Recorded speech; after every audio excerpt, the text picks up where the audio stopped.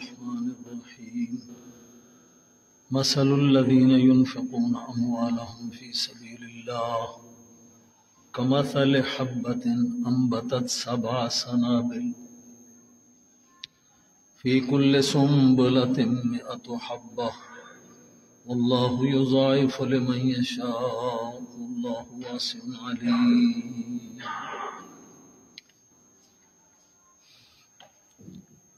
یہاں سے انفاق کا مضمون پھر شروع کیا اور اس کی ترغیبات بیان فرمائیں، فضائل بیان فرمائے،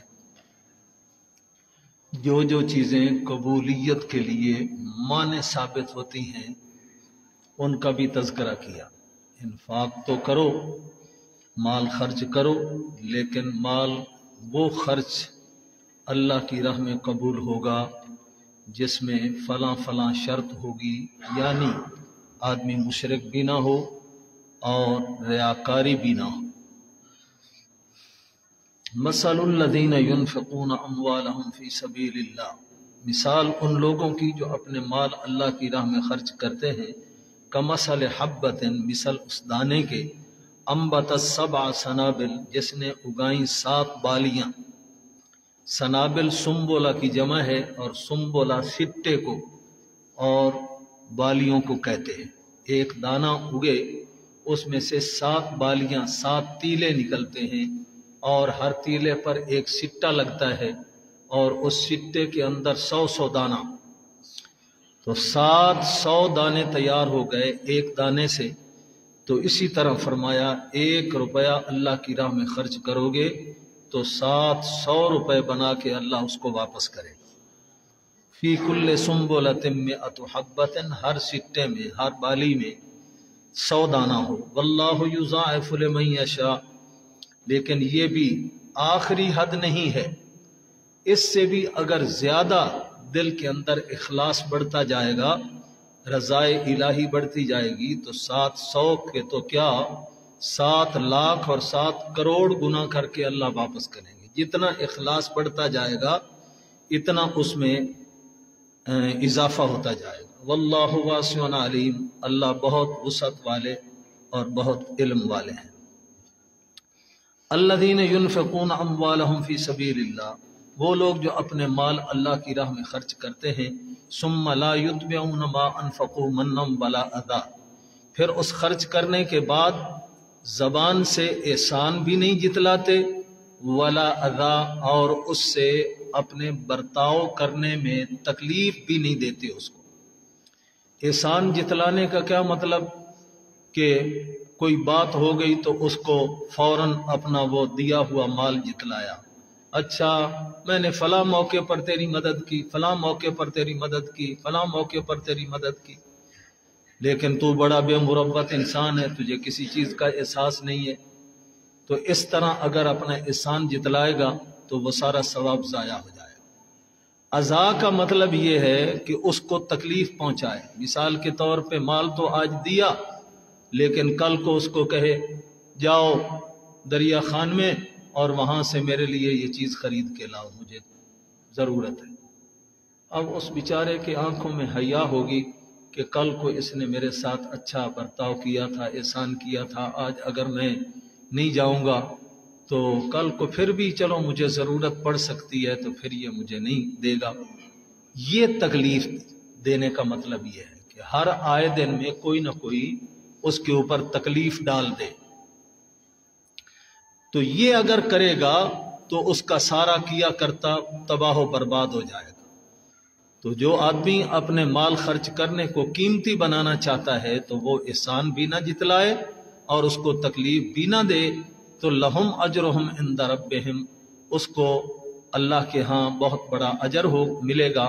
ولا خوف علیہم ولا هم یحزنون، نہ اس کو خوف نہ اس پر غم آئے گا۔ قول معروف، کبھی کبھی انسان کے پاس کچھ نہیں ہوتا تو اس وقت بھی انسان کو سختی سے نہیں اس سے پیش آنا چاہیے، بلکہ قول معروف، بڑی نرمی والی بات کرے، بھائی اللہ تیرا بھلا کرے، اللہ تیرا بھلا کرے، آج میرے پاس نہیں ہے، تو اس قسم کی بات بمغفرتن، یا کہے بھائی معاف کر دو، کسی اور سے جا کر مانگ لو، آج میرے پاس گنجائش نہیں ہے، سختی نہیں کرنی۔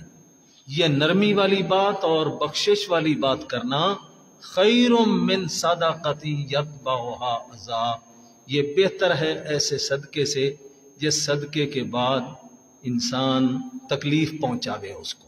صدقہ تو دے دیا لیکن بعد میں اس کے ساتھ سختی والا معاملہ کرتا ہے، تکلیف والا معاملہ کرتا ہے، تو اس صدقہ دینے کا کوئی فائدہ نہیں ہوگا۔ واللہ غنی حلیم، اور اللہ تعالیٰ بہت بے پرواہ ذات ہے، اور حلیم حوصلے والی یعنی بردباری والی ذات ہے۔ وہ ایسی کوئی بات کر بھی لے تو نقد سزا نہیں دیتا بلکہ اس کو مہلت دیتا ہے۔ یا ایھا الذین آمنوا لا تبطلوا صدقاتکم بالمن والاذی، اے ایمان والو نہ ضائع کرو اپنے صدقات و خیرات کو احسان جتلا کر اور تکلیف پہنچا کر۔ کالذی ينفق مالہ رئاء الناس ولا یؤمن باللہ والیوم الآخر، مثل اس آدمی کے جو مال خرچ کرتا ہے لوگوں کو دکھانے کے لیے، یعنی ایسا اگر مال خرچ کرو گے تو یہ تو اس طرح برباد ہو جائے گا جس طرح اس آدمی کا مال ضائع اور برباد ہو جاتا ہے جو صرف ریاکاری کے لیے، لوگوں کو دکھلانے کے لیے خرچ کرے۔ ولا یؤمن باللہ والیوم الآخر، اور اللہ کے اوپر بھی ایمان نہیں رکھتا، آخرت پر بھی ایمان نہیں رکھتا۔ جیسے کافر کا دیا ہوا صدقہ برباد، تو ایسا تمہارا بھی صدقہ دیا ہوا برباد ہو جائے گا جس کے بعد احسان جتلاؤ گے۔ فَمَثَلُهُ كَمَثَلِ صَفْوَانٍ، ایسے آدمی کی مثال تو اس پتھر کی سی ہے، علیہ تراب، جس کے اوپر مٹی پڑی تھی، فَأَصَابَهُ وَابِلٌ، موسلا دھار بارش پہنچی، فَتَرَكَهُ صَلْدًا، اور اس کو صاف سخت پتھر چھوڑا اس نے۔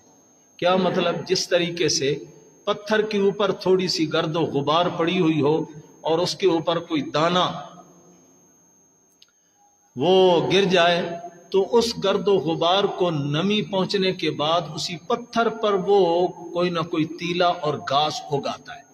مٹی پڑی رہنے کی وجہ سے اس کے اوپر کچھ دانے اگر گر گئے کسی کے مثلاً تو وہ وہاں سے وہ تیلے پھوٹ پڑتے ہیں، لیکن چونکہ نیچے پتھر ہے، پتھر کی وجہ سے اس نے جڑیں مضبوط تو نہیں کی اپنی، اوپر ہے اس کے۔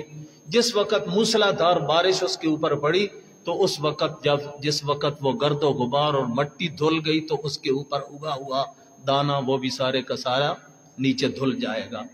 تو اسی طریقے سے برباد ہو جائیں گے تمہارے صدقات و خیرات جس میں تم نے احسان جتلایا اور اس میں تکلیف پہنچائی۔ لا يقدرون على شيء مما كسبوا، نہیں قادر ہوتے کسی چیز پر بھی جو انہوں نے کمائی کی تھی، ساری کمائی ضائع اور برباد ہو گئی۔ واللہ لا يهدي القوم الكافرین، اور اللہ تعالیٰ نہیں ہدایت دیتا کافر قوم کو۔ وَمَثَلُ الَّذِينَ يُنْفِقُونَ أَمْوَالَهُمْ ابْتِغَاءَ مَرْضَاتِ اللَّهِ، یہ تو اوپر ان لوگوں کی مثال تھی جنہوں نے صدقات و خیرات میں نیت خراب کی اور اخلاص سے صدقہ نہیں دیا تو برباد ہو گئے۔ اب اگلی آیات میں ان آدمیوں کے مال خرچ کرنے کی مثالیں ہیں کہ جنہوں نے اپنے مال کو اللہ کی رضا حاصل کرنے کے لیے خرچ کیا، وَتَثْبِيتًا مِّنْ أَنفُسِهِمْ، اور اپنی جانوں میں مضبوطی دکھائی۔ کیا مطلب؟ مال خرچ کرنے کے بعد پریشان نہیں ہوئے، کیونکہ کبھی کبھی شیطان اس کے صدقے کو اس طرح بھی ضائع کرتا ہے کہ وہ صدقہ تو دے بیٹھتا ہے لیکن صدقے کے بعد پھر پچھتاتا ہے اور ملال میں آ جاتا ہے، پریشان ہو جاتا ہے، یار ایسے ہی میں نے تو یہ مال ضائع کر دیا، نہ دیتا بہتر تھا، اپنی ضروریات میں، اپنی بیوی بچوں کی ضروریات میں اس کو استعمال کرتا۔ تو ایسی وہ نیت نہیں بعد میں آنی چاہیے، بلکہ جو خرچ کیا اس کے اوپر دل مضبوط رہے کہ اللہ کا دیا ہوا تھا اور اللہ کے دیے ہوئے میں سے میں نے مال دیا ہے، لہٰذا اللہ اس میں مجھے برکت دے گا۔ تو اس نیت سے اللہ کی رضا کے لیے جو خرچ کرے ان کی مثال کمثل جنت بربوۃ، ایسی مثال ہے جیسے ایک باغ تھا اونچے ٹیلے پر، ربوہ کس کو کہتے ہیں؟ اونچے ٹیلے پر باغ تھا، اصابہ وابل، موسلا دھار بارش اس کو رحمت کی پڑی، فآتت اکلہا ضعفین، تو اس کا پھل 2 گنا پیدا ہوا۔ جیسے اس کا پھل 2 گنا تو اسی طریقہ سے اس بندے کو بھی کئی گنا اللہ تعالیٰ اجر و ثواب کر کے واپس بھیجے۔ فَإِن لَّمْ يُصِبْهَا، اور اگر موسلادھار بارش زیادہ مقدار میں نہ بھی پہنچی، وابل فطل، وابل یصبها کے ساتھ تعلق، فَإِن لَّمْ يُصِبْهَا وابل، اگر اس کو موسلادھار بارش نہ بھی پہنچے، فطل، تو معمولی تھوڑی سی نمی بھی اس کے لیے کافی ہو جاتی ہے، زیادہ موسلادھار بارش کی ضرورت نہیں پڑتی چونکہ اوپر والی جگہ کے اوپر۔ واللہ بما تعملون بصیر، اور جو بھی عمل کرتے ہو اللہ خوب دیکھ رہا ہے۔ دوسری مثال یہ عدم اخلاص کی، یہ تو اخلاص کی مثال دی تھی، اب دوسری جس میں اخلاص نہیں ہوگا اور اس کا مال ضائع ہو جائے گا اس کی مثال دی۔ ایود احدکم ان تکون لہ جنۃ من نخیل وعناب، کیا تم میں سے کوئی آدمی یہ چاہتا ہے کہ اس کا باغ ہو کھجوروں کا اور انگوروں کا، تجری من تحتھا الانہار، اس کے نیچے نہریں جاری ہوں، لہو فیہا من کل الثمرات، ہر قسم کے پھل بھی اس کے اندر موجود ہوں، واصابہ الکبر، لیکن مالک جو لگانے والا تھا باغ کا اب اس کو بڑھاپا پہنچ گیا، بڑھاپا پہنچنے کی وجہ سے اب خود دوبارہ مال جمع کر کے، پودے جمع کر کے وہ نیا باغ لگوا بھی نہیں سکتا، کمزور ہے۔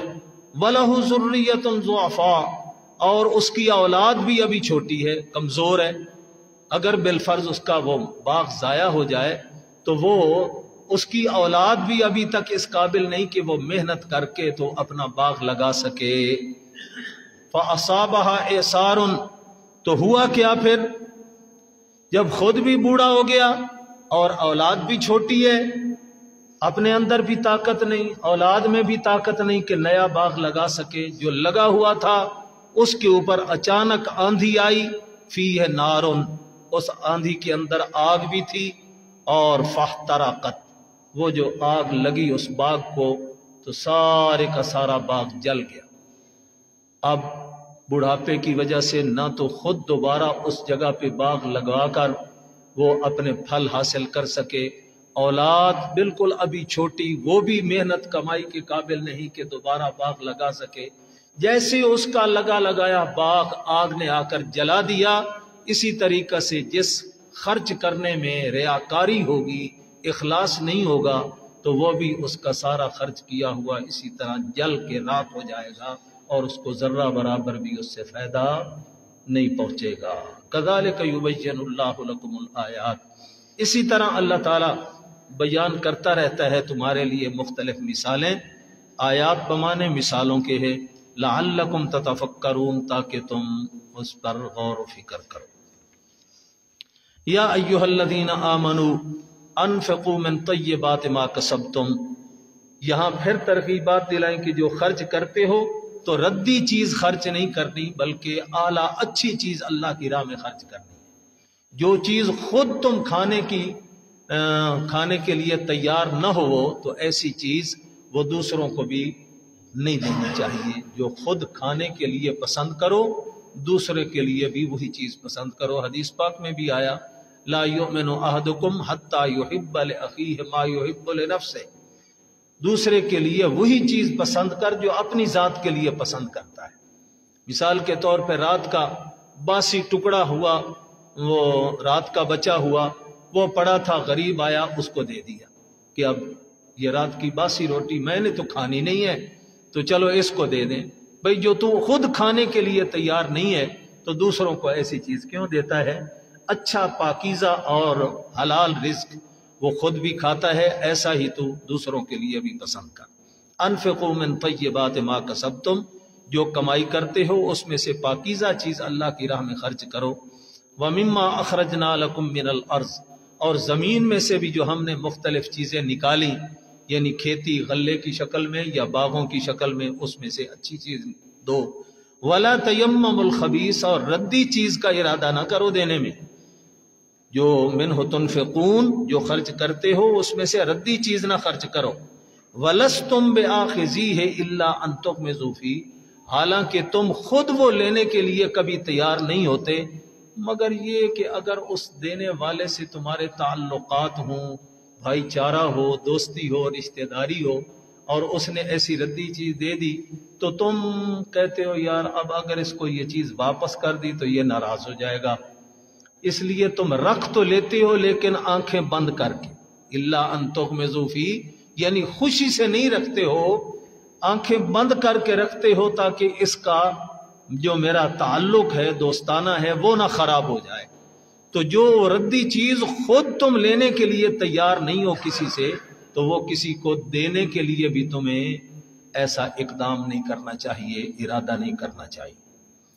یہ آیت اس وقت اتری جب کچھ لوگ، چونکہ مدینے کے اندر اسی ماحول میں منافق بھی رہتے تھے، تو اخلاص والے مخلص صحابہ کی جماعت وہ تو اچھی چیزیں خرچ کرتے، اور جو منافق ہوتے وہ اپنے باغوں میں سے جو خراب سا خوشہ کھجوروں کا کھڑا ہوتا تو وہ کاٹ کے مسجد نبوی کے اندر آ کر لٹکا دیتے، چونکہ مسجد نبوی میں 100-150 کے قریب صحابہ اصحاب صفہ جو ہر وقت وہ قال اللہ و قال الرسول، قرآن و حدیث کی تعلیم حاصل کرتے اور یہیں پر مسجد میں ہی رہتے تھے، ان کے لیے لٹکا دیتے۔ حضور صلی اللہ علیہ وسلم نماز سے فارغ ہوئے اور وہ ایک خوشہ لٹکا ہوا تھا، آپ نے جب اس میں چھڑی کے ساتھ اس کو ہلایا تو اندر سے سارے خراب دانے، خشک اور بالکل کھانے کے قابل نہیں تھے۔ تو اس وقت یہ قرآن کی آیات اتر آئی، وَلَا تَيَمَّمُوا الْخَبِيثَ مِنْهُ تُنْفِقُونَ، جو خرچ کرتے ہو اس میں سے ردی چیزیں، بیکار چیزیں خرچ کرنے کا ارادہ نہ کرو، وَلَسْتُمْ بِآخِذِيهِ، اور حالانکہ تم خود اگر لینا چاہو تو لینے کے لیے تیار نہیں ہوتے ہو ایسی ردی چیز کو، اور اگر رکھتے بھی ہو الا ان تغمضوا فیہ، تو آنکھیں بند کر کے اس کو چاروں ناچار رکھ لیتے ہو تاکہ یہ ناراض نہ ہو جائے۔ تو ایسی چیز جو آدمی خود برداشت نہ کرے لینا، اس کو دوسرے کو دینے کے اندر بھی اس کا ارادہ نہیں ہونا چاہیے۔ وَاعْلَمُوا أَنَّ اللَّهَ غَنِيٌّ حَمِيدٌ، اور معلوم ہونا چاہیے تمہیں بے شک اللہ تو بے پرواہ ہے، یعنی اللہ اس تمہاری ردی چیز دینے کا محتاج نہیں ہے، وہ تو تم اگر یہ ردی چیزیں دو گے اللہ تعالیٰ کہیں اور سے ان کو اچھی چیزیں بھجوا دے گا۔ اللہ تعالیٰ کے خزانے میں کوئی کمی نہیں اور وہ بڑی تعریفوں والا ہے۔ الشیطان یعدکم الفقر، شیطان تمہیں وعدے دلاتا ہے فقر اور غربت کے، یعنی اگر تم نے اللہ کی راہ میں خرچ کر دیا تو غریب ہو جائے گا، تو فقیر ہو جائے گا، اپنے پاس رکھو، اپنی اولاد کا فکر کرو۔ وَيَأْمُرُكُمْ بِالْفَحْشَاءِ، نیکی کے کام میں خرچ کرتے ہوئے فقر اور تنگ دستی کی باتیں ذہن میں ڈالتا ہے، اور جب بے حیائی اور دنیاوی غلط کاموں کے اندر خرچ کرنے کا موقع آتا ہے تو وہاں پر کہتا ہے یہاں موقع ہے خرچ کرنے کا۔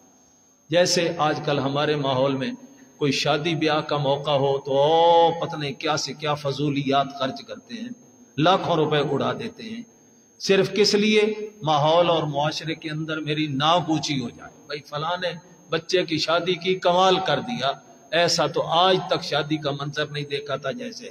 یہ ہے یامرکم بالفحشاء، بے حیائی اور بےہودہ کاموں میں بڑھ چڑھ کر خرچ کرنے کی آرزوئیں ذہن میں ڈالتا ہے، لیکن جہاں پر دین کے راستے میں خرچ کرنے کا موقع آتا ہے تو یعدکم الفقر، وہاں پر کہتا ہے ادھر خرچ نہ کرو، غریب ہو جاؤ، فقیر ہو جاؤ۔ واللہ یعدکم مغفرۃ منہ وفضلا، اور اللہ تعالیٰ تمہیں وعدے دلاتا ہے بخشش کے اور اپنی طرف سے فضل و احسان کرنے کے، یعنی اللہ تعالیٰ اس کے مقابلے میں تمہیں یہ وعدے دے رہا ہے کہ تم میرے راہ میں خرچ کرو گے تو تمہارے تمام گناہ اس صدقے کی برکت سے معاف ہو جائیں گے اور اس میں مزید زیادتی بھی ہوگی۔ واللہ واسع علیم، اور اللہ تعالیٰ بڑی ہی وسعت والے، علم والے۔ یؤتی الحکمت من یشاء، یہ حکمت اللہ تعالیٰ دانائی کی بات یعنی خرچ کرنے کی فضیلت یہ جس کو چاہتے ہیں اللہ عطا فرما دیتے ہیں۔ ومن یؤت الحکمت، اور جس کو یہ حکمت اور دانائی سمجھ میں آ گئی، جس کو عطا ہو گئی، فقد اوتی خیرا کثیرا، اس کو تو بہت بڑی بھلائی اللہ کی طرف سے مل گئی۔ وما یذکر الا اولو الالباب، اور نہیں نصیحت پکڑتے مگر عقل والے، یعنی یہ چیزیں عقل والے کی سمجھ میں آتی ہیں، بے عقل کو سمجھ نہیں آتی۔ وما انفقتم من نفقۃ او نذرتم من نذر فإن اللہ یعلم، جو بھی تم خرچ کرو تھوڑا یا زیادہ یا نظر مانو کوئی سی نظر، تو اللہ کے علم میں ہوتی ہے کہ کون گناہ کی بات میں یا گناہ کے راستے میں خرچ کر رہا ہے اور کون نیکی کے راستے میں خرچ کر رہا ہے، کون کوئی شرکیہ نظر و منت مان رہا ہے اور کون ہے جو اللہ کے نام کی نظر مان رہا ہے۔ اللہ کے علم میں ہوتی ہیں، جو صحیح نظر صحیح صدقہ ہوگا اس پر اس کو درجات ملیں گے، اور جو گناہ والی نظر ہوگی تو اس پر اس کو سزا ملے گی۔ وَمَا لِلظَّالِمِينَ مِنْ انصار، اور اس سزا میں ایسے ظالموں کو بچانے والا بھی پھر کوئی نہیں ہوتا۔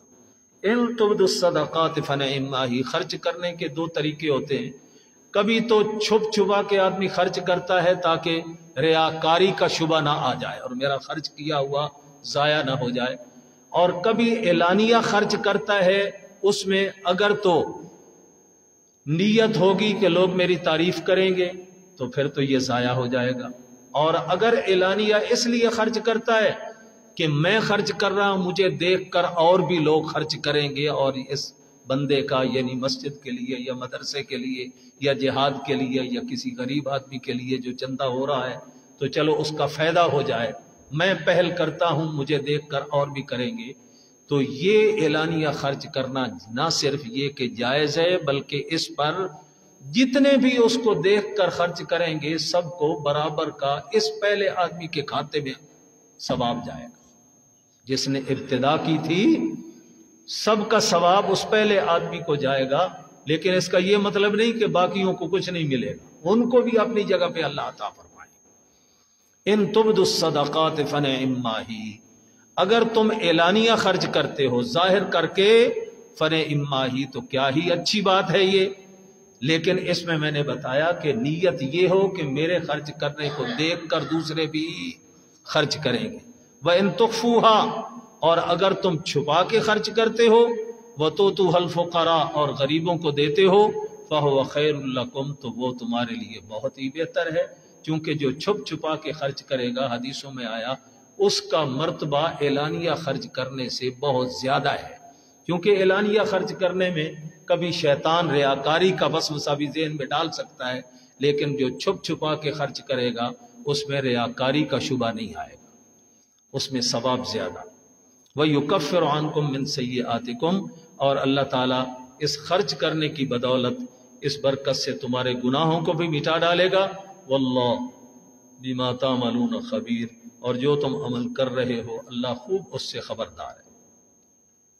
لَيْسَ عَلَيْكَ هُدَاهُمْ وَلَكِنَّ اللَّهَ يَهْدِي مَن يَشَاءُ، اب یہاں سے نبی اور نبی کے ماننے والوں کو ایک تنبیہ کی جا رہی ہے کہ لوگوں کا ہدایت پہ لانا یہ آپ کے اختیار میں نہیں۔ لَيْسَ عَلَيْكَ هُدَاهُمْ، یہ کیوں کہا؟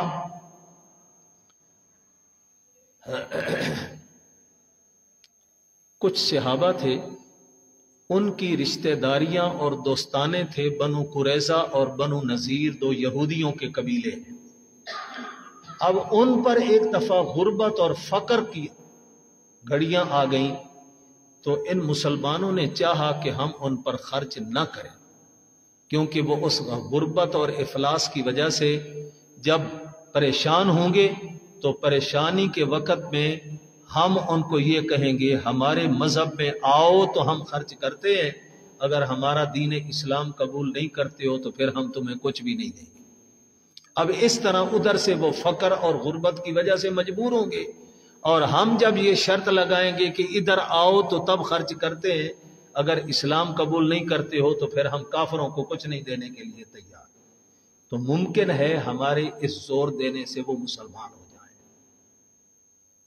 یہ جب رائے قائم کی صحابہ نے، اللہ تعالیٰ نے یہ آیات اتاری، میرے نبی ایسے تم زبردستی ان کو ہدایت کی طرف لانا چاہتے ہو تو یہ ہدایت آپ کے اختیار میں نہیں ہے۔ لیس علیک ہداہم، ان کو ہدایت کی راہ پہ چلانا یہ آپ کے بس میں، ولکن اللہ یہدی من یشاء، بلکہ اللہ تعالیٰ ہی ہے جس کو چاہتا ہے ہدایت دیتا ہے۔ تم اپنا مال خرچ کرنے میں یہ رکاوٹ نہ بناؤ کہ اگر اسلام میں آؤ گے تو خرچ کریں گے، نہیں آؤ گے تو نہیں خرچ کریں گے، بلکہ تمہیں خرچ کرنا چاہیے۔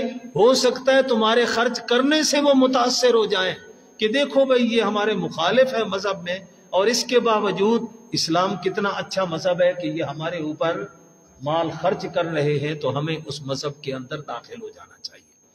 تو یہ ہے اخلاق جو اسلام نے مسلمان کو سکھایا ہے کہ کوئی کافر ہے تو کافر کے ساتھ بھی، مشرک کے ساتھ بھی انسان رواداری اور اچھا سلوک کرے گا۔ اکثر مسلمان جو ہوئے تھے حضور کے اخلاق ہی سے تو متاثر ہوئے تھے اور مسلمان ہوئے تھے۔ آپ کو پتا ہوگا عبداللہ بن ابی منافق، اس کا نام مشہور ہے، بڑا سرغنہ تھا منافقوں کا، ہر مقام پہ جگہ جگہ اس نے ستایا صحابہ، اور حضرت عائشہ رضی اللہ عنہا ام المومنین کے اوپر تہمت لگائی اور اس کو بھی بڑا اچھالا پورے ماحول میں۔ جس دن مرا تو اس کا بیٹا مخلص صحابی، اس کا نام بھی عبداللہ، وہ آ گیا حضور کے پاس، یا رسول اللہ میرا باپ مر گیا ہے تو آپ اس کا جنازہ پڑھا دیں۔ حضور نے فرمایا جاؤ تیاری کرو، میں جنازہ پڑھاؤں۔ حضرت عمر نے کپڑا پکڑ لیا، یا رسول اللہ اس منافق کا جنازہ پڑھاتے؟ ہاں، فرمایا مجھے میرے رب نے منع تو نہیں نہ کیا، جب تک منع نہیں کیا تو میں پڑھاؤں۔ اگرچہ بعد میں پھر جنازہ ہو گیا تو اس کے بعد ممانعت آ گئی، لیکن پہلے نہیں آئی تھی۔ رسول اللہ نے اپنے اخلاق عالیہ کا ثبوت دیتے ہوئے جنازہ پڑھا لیا۔ اس آپ کے اخلاق اور وسعت ظرفی کا ثبوت دینے کی وجہ سے، اس ایک جنازے پڑھانے کی برکت سے، اس عبداللہ بن ابی منافق کے قبیلے کے 2000 بندے ایک دن میں مسلمان ہو۔ 2000 بندے اس کے قبیلے کے، صرف اس وجہ سے کہ یار اس نے آج تک کیا کیا ہے، کیا رویہ رکھا ہے منافقت والا، ہر موقع ہر میدان پر حضور صلی اللہ علیہ وسلم کو ستایا۔ اور دیکھو حضور کتنے رحمت للعالمین، کتنے اعلیٰ وسعت ظرفی رکھنے والے، کہ حضور نے پھر بھی جنازہ پڑھا دیا ہے، تو معلوم ہوتا ہے یہ سچا نبی ہے، یہ انتقام نہیں لیا کرتا، یہ پھر بھی معاف کرنے والا ہے۔ اور اسلام کے ایسے اخلاق ہیں جو سکھاتا ہے اسلام، 2000 بندے اس ایک دن کے اندر مسلمان۔ تو اس لیے فرمایا تم خرچ کرو گے تو تمہارے خرچ کرنے سے وہ متاثر ہوں گے اور مسلمان ہو جائیں۔ اپنے خرچ کرنے کو روکو نہیں، باقی ہدایت کے فیصلے اللہ پہ چھوڑ دو۔ وَلَكِنَّ اللَّهَ يَهْدِي مَن يَشَاءُ وَمَا تُنْفِقُوا مِنْ خَيْرٍ، اور جو کچھ بھی اپنا مال تم خرچ کرتے ہو فَلِأَنفُسِكُمْ، اس کا فائدہ تمہاری اپنی ہی جانوں کو ہوگا، دنیا کے اندر بھی آخرت کے اندر بھی۔ وَمَا تُنْفِقُونَ إِلَّا ابْتِغَاءَ وَجْهِ اللَّهِ، اور جو کچھ خرچ کرتے ہو اللہ کی رضا کے لیے خرچ کرو۔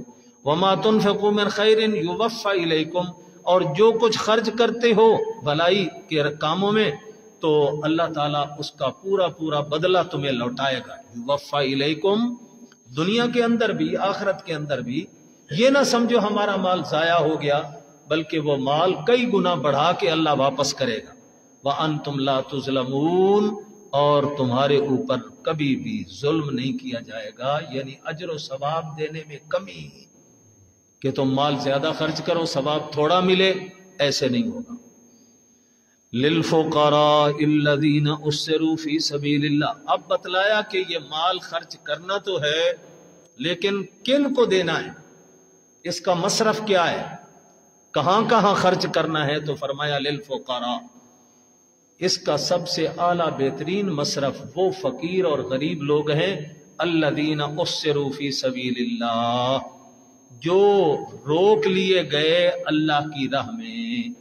اس سرو کا معنی روک لیے گئے اللہ کی راہ میں۔ یہ اللہ کی راہ سے مراد دو مرادیں ہیں، ایک تو وہ مجاہدین جو اللہ کی راہ میں جہاد کے لیے ہر وقت ایک مہم سے آیا دوسری میں چلا گیا، دوسری مہم سے فارغ ہو کے آیا تیسری میں نبی نے بھیج دیا، تیسری سے واپس آئے چوتھی جگہ پر تشکیل ہو گئی۔ تو اب وہ اللہ کے دین کی خدمت کے لیے ہی مصروف کار ہیں، تو اپنی کمائی کے لیے کوئی وقت ہی نہیں بچتا، تو وہ گھر کا خرچہ کہاں چلائیں گے، کیسے چلائیں گے، وہ تم ان کے اوپر خرچ کرو۔ ایک مصرف تو یہ بتلا دیا، چونکہ وہ اللہ کے راستے میں روک لیے گئے۔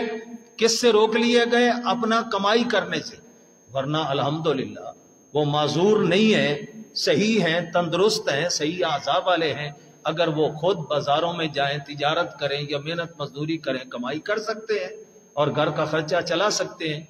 لیکن چونکہ وہ دین کی خدمت کے لیے روک لیے گئے ہیں، جہاد کرنے کے لیے، اب تم نے جو مال خرچ کرنا ہے تو ان کے اوپر کرو تاکہ ان کا گھریلو سرکر چلتا رہے۔ اور دوسرا فی سبیل اللہ کا معنی جو دین پڑھنے پڑھانے کے لیے اللہ کی راہ میں روک لیے گئے، جیسے آپ طلبہ بیٹھے ہیں، دین کے طالب علم، اب یہی وقت ہوتا ہے کمائی کا اور یہی وقت ہوتا ہے اسباق پڑھنے کا۔ اب اگر آپ اسباق پڑھیں گے تو پھر کمائی کے لیے وقت نہیں بچے گا، اگر کمائی پہ چلے جائیں گے تو دین نہیں پڑھ سکیں گے۔ یہ مطلب ہے للفقراء الذین احصروا فی سبیل اللہ، اپنا مال کن لوگوں پر خرچ کرو؟ ان فقیر لوگوں پر، ان غریبوں پر جو اللہ کی راہ میں دین سمجھنے کے لیے روک لیے گئے۔ لا یستطیعون ضربا فی الارض، وہ زمین کے اندر چل پھر کر محنت مزدوری کرنے پر طاقت نہیں رکھتے۔ یحسبهم الجاہل اغنیاء، عام جاہل بندہ سمجھتا ہے یہ تو بڑے امیر ہیں بھائی، کیوں؟ من التعفف، انہوں کو آج تک نہیں دیکھا کسی سے کوئی شاید مانگتے ہوئے ہاتھ پھیلا رہے ہو، کسی کے کپڑا مانگا ہو، کسی سے انہوں نے علاج معالجے کے لیے پیسہ مانگا ہو، کسی سے کوئی روٹی کھانے پینے کے لیے مانگی ہو۔ یہ جب نہیں مانگتے، اگر یہ غریب ہوتے تو لوگوں سے مانگتے، جب نہیں مانگتے، سوال نہیں کرتے، تو پھر معلوم ہوتا ہے یہ اندر سے بہت مالدار ہیں، بہت مالدار ہیں، حالانکہ وہ حقیقت میں مالدار ہوتے نہیں، چونکہ نبی نے ان کو یہ بات سمجھا رکھی ہے دین میں کہ کسی سے سوال نہیں کرنا، بلکہ اپنا سوال اللہ کے سامنے پیش کرنا ہے، اپنی ضرورت اللہ کے سامنے پیش کرنی ہے۔ اور ایک حدیث پاک میں آیا، سن لو، آپ نے فرمایا جو غریب آدمی، ضرورت مند آدمی اپنی ضرورت بندوں کے سامنے پیش کرے گا تو اس کی ضروریات کے دروازے اور کھلتے جائیں، اور کھلتے جائیں گے، یعنی اس کی وہ ضرورت ختم نہیں ہوگی بلکہ پہلے سے اور زیادہ ضرورتیں بڑھتی جائیں گی۔ اور جو بندہ اپنی ضرورت اللہ کے سامنے پیش کرے گا، سجدے میں رو رو کر کہتا ہے اللہ میں نے کسی سے مانگنا نہیں، اللہ تو ہی میری ضرورتیں پوری کر، اللہ تعالی اس کو غیب کے خزانے سے اس کی ضرورتیں پوری کرتے رہے۔ اس لیے کہا کہ چونکہ یہ لوگ سوال نہیں کرتے تو جاہل آدمی یہ سمجھتے ہیں کہ یہ بڑے غنی اور مالدار ہیں، چونکہ یہ مانگتے نہیں۔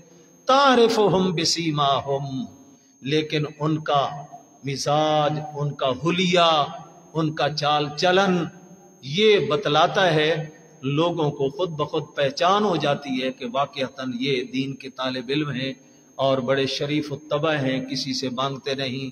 لا یسألون الناس الحافا، اس میں پھر نہ مانگنے کی تاکید آئی ہے کہ وہ لوگوں سے چمٹ کر نہیں مانگتے۔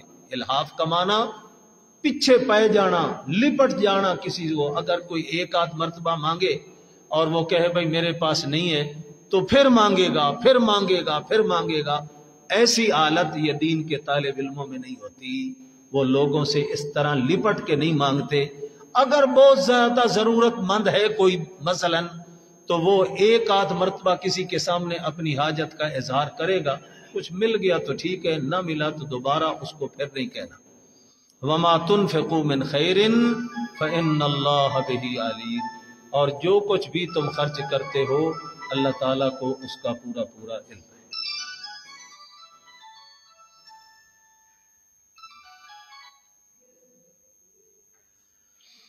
الذین ينفقون اموالهم باللیل سرا وعلانیۃ، پھر ترغیبات اللہ کی راہ میں خرچ کرنے کی آئی۔ وہ لوگ جو خرچ کرتے ہیں اپنے مالوں کو رات بھی اور دن بھی، سرا وعلانیۃ، پوشیدہ طور پر بھی اور اعلانیہ طور پر بھی، فلہم اجرہم عند ربہم، ان کے لیے اجر ہوگا ان کے رب کے ہاں، ولا خوف علیہم ولا ہم یحزنون، نہ ان پر خوف ہوگا نہ وہ غم کھائیں گے۔ اس میں 4 حالتوں کا بیان ہے اس ایک آیت میں۔ الذین ينفقون اموالهم باللیل، رات کو خرچ کرتے ہیں، والنہار دن کو خرچ کرتے ہیں، سرن چھپ کے خرچ کرتے ہیں، وعلانیتاً اور اعلانیہ لوگوں کے سامنے خرچ کرتے ہیں، ان کے لیے اللہ کے ہاں اجر ہے، نہ خوف ہوگا نہ غم کھائیں گے۔ یہ آیت پڑھی نبی پاک صلی اللہ علیہ وسلم نے، حضرت صدیق اکبر سن رہے تھے، مجمع میں بیٹھے تھے، چپکے سے اٹھے اور گھر میں گئے، 10,000 دن کو خرچ کیے، 10,000 رات کو خرچ کیے، 10,000 چھپ چھپا کے خرچ کر دیے، 10,000 لوگوں کے سامنے اعلانیہ خرچ کر دیے، تاکہ اس آیت کی 4 حالتوں میں خرچ کرنے کا بیان ہے، تو چاروں پر میرا عمل ہو جائے، اور جو اس پر اللہ نے اجر کا وعدہ کیا ہے، فَلَهُمْ أَجْرُهُمْ عِنْدَ رَبِّهِمْ وَلَا خَوْفٌ عَلَيْهِمْ وَلَا هُمْ يَحْزَنُونَ۔ یہ ملکہ تھا حضرات صحابہ کا، کس طرح ہر آیت کے اوپر عمل کرنا اپنی سعادت سمجھتے تھے۔ اب انفاق کا بیان ختم ہوا تو آگے سود کا بیان شروع ہوتا ہے، تو اس دونوں میں آپس میں ربط کیا ہوگا کہ اللہ کے نیک بندے وہ تو بغیر کسی سے لالچ رکھے ہوئے خرچ کرتے ہیں، لیکن کچھ بدبخت ایسے ہیں جن سے قرضہ مانگو تو قرضہ بھی سود کے بغیر نہیں دیتے، ویسے خرچ کرنا ان سے کیا توقع ہو سکتی ہے؟ سمجھ آئی ماں قبل کے مضمون سے ربط؟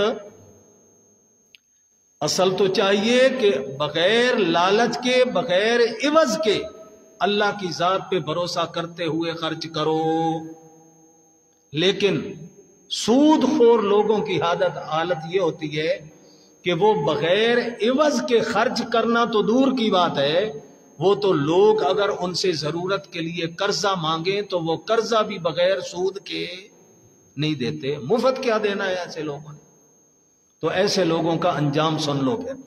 الذین یاکلون الربا، وہ لوگ جو سود کھاتے ہیں، لا یقومون الا کما یقوم الذی یتخبطہ الشیطان من المس، نہیں اٹھیں گے مگر ایسے آدمی کی طرح اٹھنا جس کو شیطان نے ہاتھ لگا لیا ہو۔ الذی یتخبطہ الشیطان، جس کو شیطان نے پاگل کر دیا ہو، من المس، مس کر کے۔ تو شیطان کا اثر جس کے اوپر ہو جائے تو جس طرح وہ باملہ قسم کا، نہ اس کے ہوش حواس ٹھکانے پہ ہوتے ہیں، نہ اس کو یہ پتا ہوتا ہے کہ میں نے کیا کرنا ہے، کیا کر رہا ہوں، نہ اس کو یہ پتا چلتا ہے میں نے کیا بولنا ہے اور میری زبان سے کیا باتیں نکل رہی ہیں، جس طرح وہ ایک پاگل اور دیوانہ ہوتا ہے، اسی طریقہ سے یہ سود خور بندہ جب قیامت کے دن قبروں سے اٹھے گا تو یہ بھی ایسا پاگل اور دیوانہ ہو کے اٹھے گا جس طرح گویا شیطان نے اس کو مس کیا ہو اور شیطانی اثرات ہوں اس کے اوپر۔ اس کی وجہ کیا ہے؟ ذالک بانہم قالوا انما البیع مثل الربا، کیونکہ یہ دنیا میں کہتے تھے بھائی یہ تجارت بھی تو سود کی طرح ہے۔ تجارت میں کیا کرتے ہو؟ سامان خرید کے لائے اور پھر مثلا 50 روپے کا خرید کے لایا تو 60 روپے میں بیچ دیا، 70 روپے میں اس چیز کو بیچ دیا، 20 روپے نفع کما لیا۔ تو جیسے تجارت میں وہ چیز بیچ کر نفع کمایا جاتا ہے، تو یہ ہم جو سود پر پیسہ دیتے ہیں، 100 روپے دیا 120 لے لیے، 1000 روپے دیا 1100 لے لیے، 10,000 دیے 12,000 لے لیے، تو یہ بھی تو اسی تجارت کی طرح ہم اس پر نفع کما رہے ہیں۔ تو پھر اس تجارت میں اور سود میں فرق کیا ہوا؟ ایسے تم ہر وقت ہمیں تنقید کرتے رہتے ہو کہ یہ سود کیوں کھاتے ہو، سود کیوں کھاتے ہو۔ یہ سود بھی تو تجارت ہی ہے، جیسے تجارت میں تم مال بیچ کر نفع کماتے ہو، ہم اپنا پیسہ لگا کر اس کے ذریعے نفع کماتے ہیں۔ لیکن اللہ تعالیٰ نے فرمایا تم کہتے ہو انما البیع مثل الربا، تجارت بھی مثل سود کے ہے، مثل سود کے نہیں ہے۔ میں اللہ کہہ رہا ہوں احل اللہ البیع وحرم الربا، اللہ تعالیٰ نے سود کو حرام کیا، بیع کو حلال کیا۔ تجارت کو اللہ نے حلال کیا ہے، سود کو حرام کیا ہے. ایک چیز حلال ہے ایک چیز حرام ہے، تم تو کہتے ہو دونوں ایک ہی چیزیں ہیں. جیسے تجارت ہے ویسے ہی سود ہے، اس کے ذریعے بھی کمائی ہے اس کے ذریعے بھی کمائی ہے. تو بھائی یہاں پر چلتے چلتے میں ایک مسئلہ بھی وضاحت سے سمجھاتا جاؤں. سود اور غیر سود میں فرق کیا ہے؟ دونوں چیزوں سے جنس ایک ہوگی، جب دونوں چیزوں میں دونوں طرف سے جنس ایک ہوگی، اس میں اگر ایک طرف سے اضافہ کرو گے تو وہ سود بنے گا. مثلا آج کہتا ہے کوئی 20 کلو گندم مجھے دے دو تو میں 1 مہینے کے بعد 25 کلو تمہیں واپس کروں گا. یہ سود ہے. یہ کیا ہے؟ سود ہے. کیوں؟ دونوں طرف سے گندم جنس ایک ہے، ایک طرف سے کم ایک طرف سے زیادہ. 1 من جو دے دو اور 6 مہینے کے بعد 50 کلو میں دے دوں گا، 40 کلو کی بجائے 50 کلو واپس کروں گا. یہ سود بنے گا. علی ھذا القیاس دونوں طرف سے جب جنس ایک ہوگی تو سود، لیکن اگر جنس بدل جائے اور اس میں قیمت میں اضافہ ہو جائے تو وہ سود نہیں ہے، وہ سود نہیں ہے. جس طریقہ سے آپ کسی دکان پہ جاتے ہیں موٹر سائیکل خریدنے کے لیے، تو آپ کہتے ہیں میں نے پیسے 6 مہینے کے بعد دینے یا سال کے بعد دینے. اب نقد چیز سے مثلا وہ 40,000 روپے کا ہے تو ادھار کے اوپر آپ کو 45 یا 50,000 میں وہ دے رہا ہے کہ سال کے بعد قسطوں پر تو تھوڑے تھوڑے کر کے مجھے پیسے دیتا رہے گا. دونوں طرف سے جنس بدل گئی. ایک طرف سے نقدی پیسے ہیں، دوسری طرف سے موٹر سائیکل ہے. ایک طرف سے پیسے ہیں ایک طرف سے فریج ہے. ایک طرف سے پیسے ہیں ایک طرف سے سیف الماری ہے. ایک طرف سے پیسے ہیں ایک طرف سے کھاد کی بوری ہے. مثلا وہ جو کاشتکار ہوتے ہیں وہ کہتے ہیں جب یہ ہماری فصل پک کے تیار ہوگی ہم جنس اٹھائیں گے تو اس وقت ہم واپس کریں گے. اس میں نقد سے اگرچہ وہ زیادہ بھی قیمت لے لے تو اس کو سود نہیں کہا جائے گا. یاد رکھنا اس مسئلے کو. دونوں طرف سے جنس ایک ہوگی تو پھر زیادہ ایک طرف سے اگر وہ ہے تو سود بنے گا. لیکن اگر جنس بدل گئی، ایک طرف سے اور چیز ہے دوسری طرف سے اور چیز ہے، اس کے اندر وہ سود شمار نہیں. فمن جاءہ موعظۃ من ربہ، پس جس کے پاس رب تعالی کی طرف نصیحت پہنچ گئی، یعنی یہ حرمت کا حکم آ گیا. فمن جاءہ موعظۃ من ربہ، پہلے چونکہ سود حلال رہا، مکے کی 13 سالہ زندگی میں سود کو نہیں چھوڑا گیا، نہیں چھیڑا گیا. اسی طرح مدینے میں 9 سال گزر گئے ہجرت کو، جیسے سود چل رہا تھا اسی طرح سود چلتا رہا. کیونکہ جو مشکل کام ہوتا ہے شریعت اس کو سب سے آخر میں لے جاتی تاکہ ایمان جب مضبوط ہو جائے گا کبھی ہو جائے گا. یہی حال ہے شراب کا. جاہلیت میں لوگوں کے مزاجوں میں شراب رچی ہوئی تھی. 13 سال مکی دور میں شراب کو نہیں چھیڑا گیا، 5 سال مدنی دور میں شراب کو نہیں چھیڑا گیا، 18 سال ہو گئے. 18 سال اسلام کو آنے کے بعد پھر حکم آیا اب شراب حرام ہے. جب ذہن مضبوط ہو گئے، قوت مضبوط ہو گئی ایمانی، اس وقت جب نبی پاک صلی اللہ علیہ وسلم نے حکم فرمایا الا ان الخمر قد حرمت، شراب حرام کر دی گئی. اب چونکہ ذہن بن چکے تھے، ایمان مضبوط ہو چکے تھے، مٹکوں کے مٹکے بڑے بڑے گھروں کے اندر، تو انہوں نے باہر گلیوں کے اندر انڈیل دیا. اسی طرح سود کا مسئلہ تھا تو وہ اس سے مزید 4 سال مؤخر کیا گیا. 18ویں سال میں شراب حرام ہوتی ہے اور 22ویں سال میں جا کر سود حرام ہوتا ہے. 22ویں سال میں حضور کی وفات سے صرف 1 سال پہلے، اور پھر آخری اعلان آپ نے حجۃ الوداع کے موقع پر کیا اور فرمایا سب سے پہلے میں اپنے خاندان کا سود لوگوں کو معاف کرتا.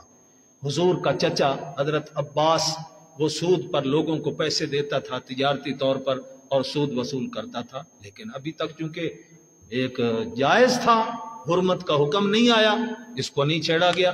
لیکن حجۃ الوداع کے موقع پر حضور نے فرمایا سب سے پہلے میں اپنے چچا عباس کا سود ختم کرتا، جس آدمی نے ان سے سود پر پیسے لیے ہوئے ہیں تو وہ اصل رقم واپس کرے، سود نہیں واپس کرنا، سود ختم۔ یہ حکم ہے فمن جاءہ موعظۃ من ربہ، جس کے پاس رب کی طرف سے نصیحت آ پہنچی، یعنی سود کا حکم حرام ہونے کا آ پہنچا، فانتہا، اور آج حکم آیا اور یہ رک گیا، فلہ ما سلف، جو اس سے پہلے لین دین کر چکا تھا اللہ کی طرف سے وہ معاف ہے۔ جو اس سے پہلے کر چکا تھا وہ کیا ہے؟ معاف ہے۔ وہ اب یہ نہ کرے میں نے فلاں کو اتنا سود فلاں سے لیا تھا، اتنا فلاں سے لیا تھا، اتنا فلاں سے لیا تھا، اگرچہ یہ سود آج حرام ہو چکا ہے تو اس سے پہلے لیا ہوا وہ بھی گن گن کے ہر کسی کو میں واپس کروں، نہیں۔ فلہ ما سلف، آج تک جو لے چکا، لیکن یہ آج کل کے بندوں کے لیے نہیں، یاد رکھنا یہ اس وقت کے لیے تھا جب کہ پہلے سود جائز چل رہا تھا اور انہوں نے وہ لین دین کیا، پھر حرام ہوا تو حرام ہونے کے بعد انہوں نے بند کر دیا آئندہ کے لیے سود کا لین دین، جو پہلے لے چکے حرام وہ ان کے لیے جائز۔ لیکن یہ حرمت کا حکم 1500 سال پہلے سے آ چکا قرآن میں، اس لیے کوئی آج بندہ یہ نہ کہے کہ آج تک میں جو لیتا رہا قرآن کہتا ہے وہ پہلے کا لیا ہوا معاف ہے، اب وہ واپس نہ کرے، اس کو واپس کرنا پڑے گا۔ کیوں؟ ان پر تو حرام ہونے کا حکم آیا نہیں تھا، اس لیے ان کے لیے جواز ثابت کیا۔ ہمارے لیے تو 1500 سال پہلے سے حکم آ چکا ہے حرام ہونے کا، اس لیے اگر وہ شیطان کے کہے پر کرتا رہا، سمجھانے کے باوجود سودی لین دین کرتا رہا، تو پھر آج اگر رک بھی جاتا ہے تو تب بھی پہلا لیا ہوا اس کے لیے معاف نہیں ہوگا، وہ اس کو واپس کرنا پڑے گا۔ لیکن اب اس کا یہ مطلب بھی نہیں کہ اگر پہلا لیا ہوا وہ واپس نہ کرے تو وہ آئندہ کے لیے بھی کہے اچھا جی او بھار میرے اتے ہے تو پھر اگاں چھوڑن دا کی مطلب۔ بعض جاہل ہوتے ہیں نا، کہتے ہیں اچھا جی وہ معاف ہو گیا تو یہ بھی ہو ویسے، جی وہ پہلے کا لیا ہوا معاف ہو گیا تو یہ بھی ہو جائے گا، جو پہلے دی سزا بھگت لئی تھی دی بھگت لوا۔ یہ بہت کفریہ جملہ ہے، ایسی بات نہیں کہنی چاہیے زبان سے۔ جہنم کا ایک لحظہ بھی انسان کے لیے برداشت کرنے سے باہر ہوگا۔ ہاں جو قسطوں میں چیز لیتے ہیں زیادہ قیمت، ابھی سمجھا نہیں دیا، کدھر پہنچے ہوئے تھے؟ ہاں جائز ہے، جائز ہے۔ یہی میں نے موٹر سائیکل کی مثال دی آپ کو کہ 6 مہینے سال کے بعد وہ اس کی قسطوں کے ساتھ پیسے واپس کرتا ہے، جائز ہے۔ نقد سے زیادہ وہ قیمت ہو تب بھی جائز۔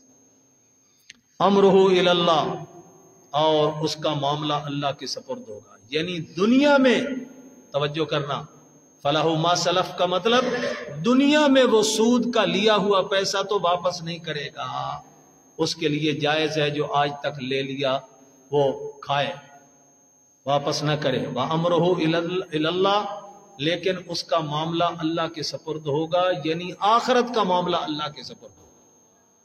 آخرت میں اللہ چاہے گا تو اس کو عذاب دے گا، چاہے گا تو عذاب نہیں دے گا۔ لیکن فنتہا کی بات بتلاتی ہے کہ جو بندہ رک جائے اور آئندہ کے لیے وہ گناہ نہ کرے، یہ بھی ایک معافی کی دلیل ہوتی ہے۔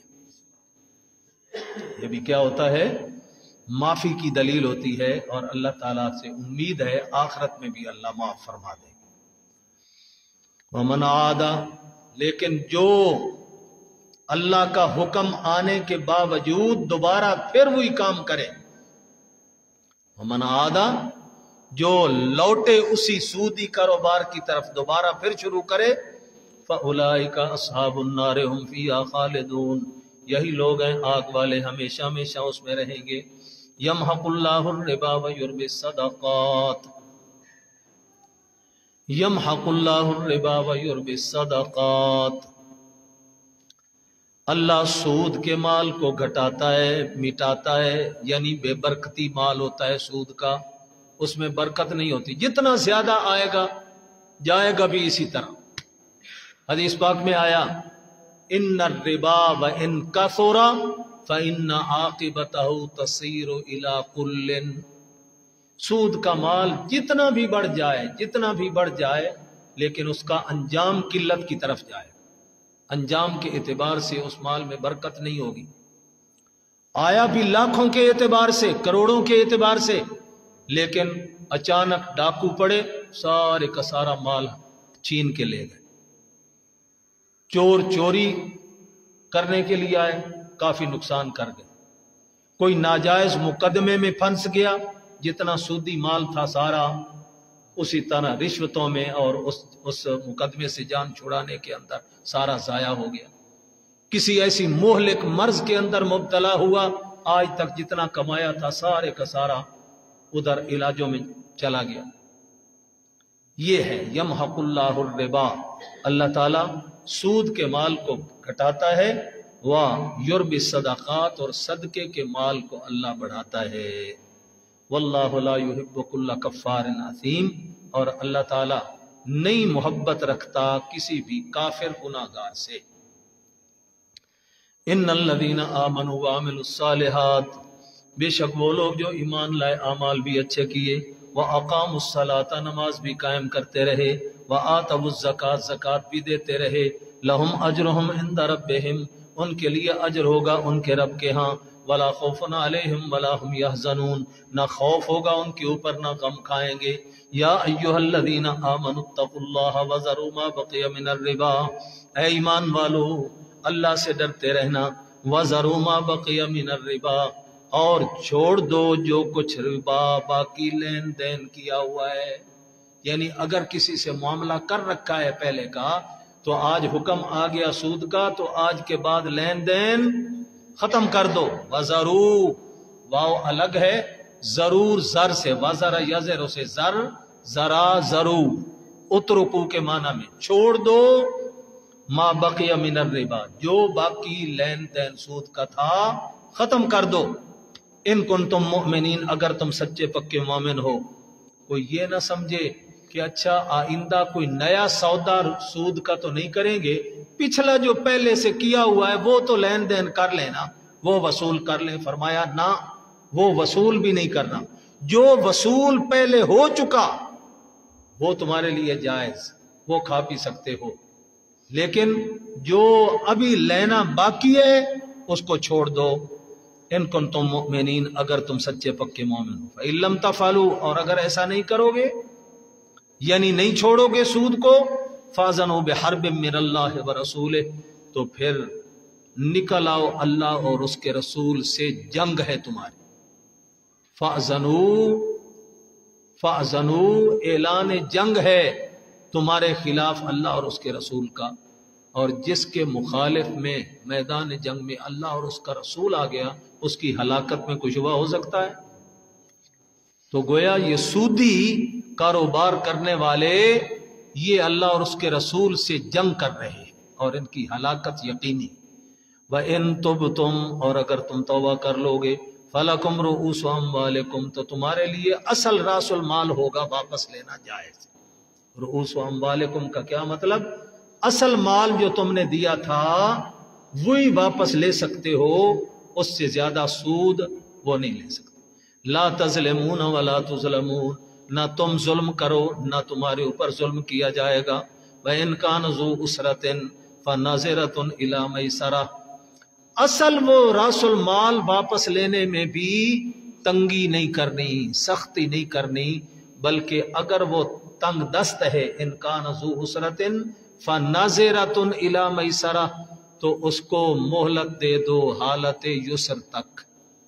فَنَظِرَةٌ، انذار سے اس کو مہلت دے دو، یعنی اگر وہ کہتا ہے بھائی میں تو مال تجارت میں لگا چکا ہوں یا اب میرے پاس نہیں ہے، میں تنگ دست ہو گیا ہوں، مال میں گھاٹا پڑ گیا، اب تم کہو نہیں سود تو ویسے ہی میں نے نہیں لینا، وہ تو اب حکم آ گیا ہے شریعت میں کہ حرام ہے، لیکن کم از کم اصل راس المال تو مجھے دو نا۔ لیکن فرمایا اصل راس المال لینے میں بھی تنگی نہیں کرنی.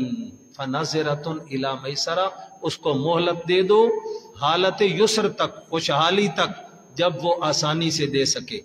وان تصدقوا خیر لکم، اور اگر صدقہ کر دیتے ہو اس کی غربت کو دیکھ کر کہتے ہو اچھا بھائی اصل راس المال بھی نہ دے، سود تو ویسے ہی حرام ہے لیکن اصل مال بھی چھوڑتا ہوں تیری غربت کی وجہ سے، یہ تمہارے لیے بہتر ہوگا، اصل مال کا بھی صدقہ کر دینا. ان کنتم تعلمون، اگر تمہیں اس کی فضیلت کا علم ہے. واتقوا یوما ترجعون فیہ الی اللہ، اور ڈرو اس دن سے جس دن تم اللہ کی طرف لوٹائے جاؤ گے، اللہ کے سامنے پیشی ہوگی، حساب و کتاب ہوگا. ثم توفی کل نفس ما کسبت، اور پھر ہر جان کو پورا پورا بدلہ دیا جائے گا جو اس نے کمائی کی ہوگی. وہم لا یظلمون، اور کسی پر ظلم نہیں ہوگا. قرآن پاک کی سب سے آخری آیت اترنے والی یہ آیت تھی. واتقوا یوما ترجعون فیہ الی اللہ ثم توفی کل نفس ما کسبت وہم لا یظلمون. اس کے بعد کوئی ایک لفظ بھی قرآن کا اترا نہیں، یہ آخری آیت ہے اترنے والی.